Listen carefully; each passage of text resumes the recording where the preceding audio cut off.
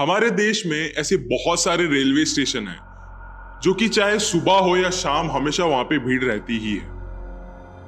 हमारे देश में खासकर 80% से ज्यादा लोग पब्लिक ट्रांसपोर्ट का इस्तेमाल करते हैं अपने जॉब पे या फिर कहीं पे भी जाने के लिए।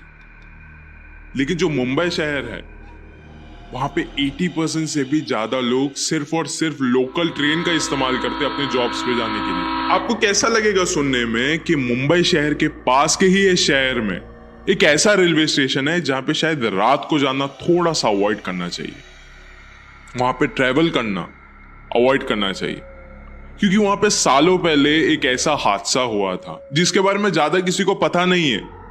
एंड ये हादसा हर हफ्ते होता है, हर हफ्ते।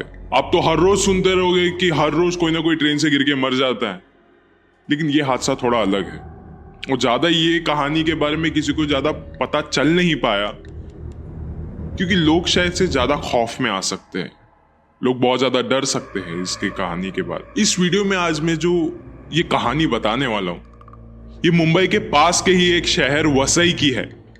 वसई बहुत ज्यादा फेमस है क्योंकि वसई से ही लोकल ट्रेन शुरू होती है चर्च गेट तक। ये सारी घटनाएं वसई रेलवे स्टेशन के आसपास की ही है। ये जो कहानी है ये कहानी है देव सारगावकर की, जो कि वसई में रहा करता था। एंड ये कहानी इतनी ज्यादा खौफनाक है कि ये किसी के भी दिल को पूरी तरीके से दहला सकती है। ये कहानी के शुरू होने से पहले मैं आपको एक बात बताना चाहता हूं कि ये जो कहानी मुझे पूरी तरीके से पता चली है, ये सारी कहानी मुझे बताई है वसई के रेलवे स्टेशन के पास के लोगों से, जो वहां के लोकल्स है। ये कहानी मुझे उन लोगों ने नरेट करी थी। एंड ये कहानी सिर्फ एक रिप्रेजेंटेशन होने वाली है उन लोगों की कहानी की। एंड वीडियो शुरू करने से पहले ऐसे ही और हॉरर, मिस्टीरियस और हिस्टोरिकल वीडियोस देखने के लिए सब्सक्राइब कर दीजिए इस चैनल को।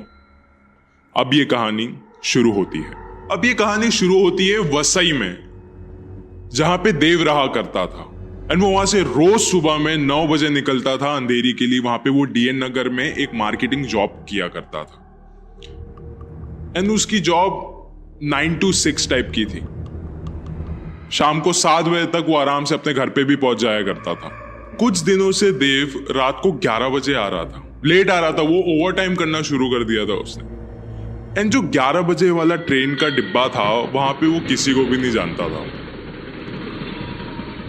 लेकिन हर रोज वो देखता था कि भाईंदर आने के बाद एक लड़की आ जाती थी जो कि ट्रेन के कोने में, एंट्रेंस में खड़े होके बस रोती रहती थी, बस रोती रहती थी और हर रोज रोती रहती थी। अब जब देव उस लड़की को देखता था उसको बहुत ज्यादा बुरा लगता था, क्योंकि वो उसके नजदीक नहीं जा पाता था उस लड़की के, क्योंकि उसे लगता था कि शायद से वो अनकंफर्टेबल ना हो जाए या फिर वो शर्मा ना जाए, शर्मिंदा ना हो जाए।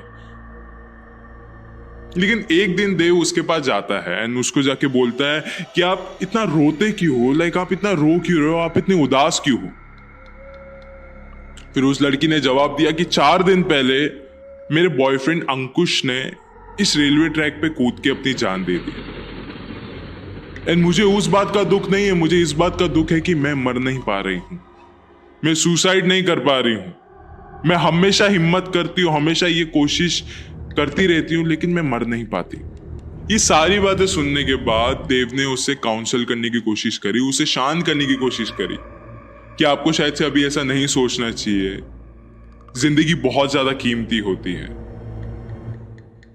आपको संभल के रहना चाहिए और ऐसे थॉट्स अपने दिमाग में नहीं लाना चाहिए।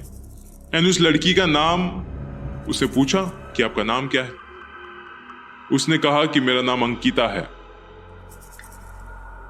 उन दोनों में बहुत अच्छी दोस्ती हो गई थी। हर रात को वो लोग मिलने लग गए थे, हर रात को ट्रेन में वहीं पे मिलते थे वो लोग। एंड जो देव था उसका एक बचपन का दोस्त था वेदांत। एंड ये सारी बातें वो हर रोज जाके वेदांत को बताया करता था। फिर कुछ दिनों के बाद देव अंकिता से कहता है कि मुझे तुमसे प्यार होने लग गया है, शायद से मैं तुम्हें अपने माँ बाप से मिलाना चाहता हूं। एक काम करते हैं, आज रात को जाते हैं और माँ बाप से मिलके आते हैं। फिर अंकिता ने कहा कि देव, अगर तुम्हें मेरे साथ अपनी पूरी जिंदगी बितानी है तो शायद तुम्हें भी मरना पड़ेगा। मैं 10 साल पहले मर चुकी हूं देव। मेरी रूह इसी ट्रेन के डिब्बे में कैद है। अगर तुम्हें मेरे साथ जिंदगी बितानी है तो तुम्हें भी मरना पड़ेगा मेरे साथ रहने के लिए। क्या तुम इतना मेरे लिए कर सकते हो? अंकिता की ये सारी बातें सुन के देव को लगा कि ये अभी मजाक कर रही है मेरे साथ। देव को ऐसा लगा कि शायद से मैंने इससे प्यार भरी बातें कर ली तो शायद से ये अभी डर गई है, तो मुझे इसे शायद से थोड़ा मनाना पड़ेगा। और उसका स्टेशन आ गया और वो निकल गया। रेलवे स्टेशन से निकलने के बाद देव को वेदांत मिला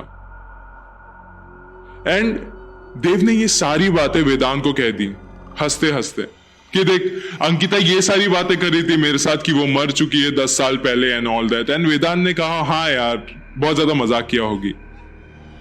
फिर देव ने कहा कि वो कुछ भी मजाक कर ले, मुझे उसकी परवाह नहीं, वो जो भी कहेगी मैं वो करने के लिए रेडी हूं क्योंकि मैं उससे बहुत ज्यादा मोहब्बत करता हूं। फिर वेदांत ने कहा चल ठीक है, 4 दिन बाद मेरा भी ऑफिस शुरू होने वाला है एंड मैं भी रात को उसी डिब्बे से आने वाला हूं, उसी ट्रेन से मेरा आना जाना होगा, तो फिर मुझे भी मिलाना अंकिता से, मैं भी मिल लूंगा। ये सारी बातों को 4 दिन गुजर गए। 4 दिन से देव और वेदांत मिले नहीं थे, जबकि वो लोग हर रोज मिलते थे। लेकिन वेदांत को लगा कि शायद से देव बिजी होगा एंड ये वेदांत का पहला दिन था आज ऑफिस में एंड वो रात को उसी ट्रेन से आने वाला था। वो बहुत ज्यादा एक्साइटेड भी था कि शायद से आज मैं अंकिता से मिलूंगा, जिसके बारे में देव मुझे इतने टाइम से बता रहा है। फिर वेदांत रात को निकलता है उसी ट्रेन से एंड जैसे ही भाईंदर क्रॉस करती है ट्रेन, उसी समय पे उसको एक लड़की दिखती है ट्रेन के एंट्रेंस पे कि वो लड़की रो रही है। एंड वेदांत को एक चीज याद आई कि यही चीज मुझे देव ने बताई थी कुछ समय पहले कि एक लड़की ट्रेन के एंट्रेंस में रो रही थी। तो वेदांत को लगा शायद से ये अंकिता ही है। तो वेदांत उस लड़की के पास जाके उससे पूछता है कि आप रो क्यों रहे हो एंड आपका नाम अंकिता है क्या? उस लड़की ने कहा हाँ मेरा नाम अंकिता है और मैं रो इसके लिए रही हूं क्योंकि 4 दिन पहले मेरा बॉयफ्रेंड ट्रेन के पटरी पे गिर के मर गया। फिर वेदांत ने पूछा कि आपके बॉयफ्रेंड का नाम क्या था? फिर उसने कहा देव सारगावकर। वहां के लोकल लोगों का कहना था कि कई सालों पहले, कम से कम 10 साल पहले, अंकिता पाटिल नाम की एक लड़की वहां पे रहा करती थी वसई में एंड अपने बॉयफ्रेंड के चक्कर में आके, अपने बॉयफ्रेंड से प्यार करती थी वो बहुत ज्यादा एंड अपने बॉयफ्रेंड के चक्कर में आके उसने सुसाइड कर लिया था ट्रेन से, भाईंदर और नायगांव के बीच में। एंड आज भी ऐसा बताया जाता है कि अंकिता उसी ट्रेन में घूमती रहती है, भटकती रहती है, उसकी रूह आज भी उधर ही कैद है एंड वो हर 4 दिन में एक नया शिकार ढूंढती है एंड अपने नए शिकार को अपने पुराने शिकार की कहानी सुनाती है कि 4 दिन पहले मेरा एक बॉयफ्रेंड यहां पे गिर के मारा गया एंड मैं भी मरने की कोशिश कर रही हूं लेकिन मैं मर नहीं पा रही हूं। एंड वो मर इसके लिए नहीं पा रही है क्योंकि वो ऑलरेडी मर चुकी है। ये सारी बातें कभी किसी को समझ में नहीं आती है लेकिन लोग इसके शिकार बन जाते हैं एंड अंकिता को लोगों के सुसाइड को देख के खुशी मिलती है। यही है वहां के लोगों का कहना। चाहे इस दुनिया में आप कितने भी ज्यादा पढ़े लिखे हो, आपके पास कितनी भी ज्यादा डिग्रीज हो, लेकिन आखिर में कोई एक ऐसी चीज आ जाएगी आपकी जिंदगी में जो कि आपको बहुत ज्यादा गिरा देगी, आपको बहुत ज्यादा लाचार बना देगी, और वो है प्यार। प्यार के आगे आप बहुत ही ज्यादा कमजोर बन सकते हो।